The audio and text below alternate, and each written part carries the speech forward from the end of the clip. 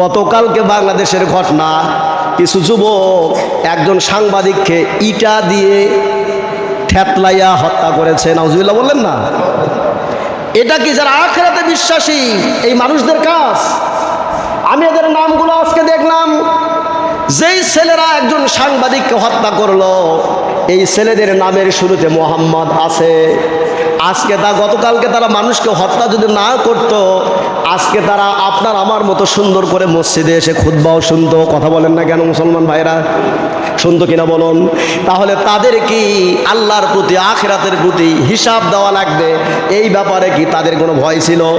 যদি থাকতো, তারা ইটা দিয়ে মানুষকে থেতলাইয়া মারতে পারতো না। কিছুদিন আগে পাথর দিয়ে হত্যা করলো।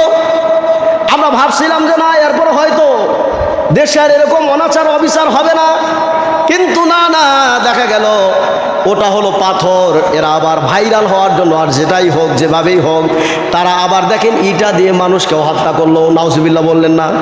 মানুষ হত্যা কি ছোট গুনাহ না বড় গুনাহ? কবিরা গুনাহ, বড় গুনাহ। এই গুনাহ যদি আল্লাহ মাফ না করে, মাফ হবে না। ও মসজিদের মুসাল্লি ভাইরা, তাহলে সবাই মিলে একসাথে আমরা একটু রিভিশন করি। আমরা কথাগুলো একটু আরেকবার, আমরা একটু পয়েন্টগুলো একটু মনে রাখার জন্য একটু সবাই মিলে বলি। মুত্তাকি শব্দের অর্থ হচ্ছে ভালো মানুষ। আর ভালো মানুষের গুণ কয়টা? 5টা গুণ। 1 নাম্বার হলো না দেখে আল্লাহর প্রতি বিশ্বাস। একটু ছোট্ট করে সবাই বলুন তো, না দেখে কার প্রতি বিশ্বাস? আল্লাহর প্রতি বিশ্বাস। 2 নাম্বার হলো সালাত আদায়কারী, বান্দা বান্দি হওয়া, সালাত আদায়কারী হওয়া। এরপরে 3 নাম্বার হচ্ছে আল্লাহ যা রিজিক দিয়েছে তা থেকে কি করা?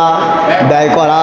এরপরে 4র্থ নাম্বার হলো আল্লাহ তাআলার আসমানি কিতাব সমূহের ওপরে দৃঢ় বিশ্বাস রাখা।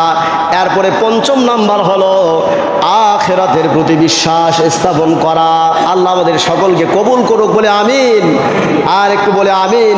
এরপরে আল্লাহ বলছেন উলাইকা আলা হুদাম মির রাব্বিহিম ওয়া উলাইকা হুমুল মুফলিহুন।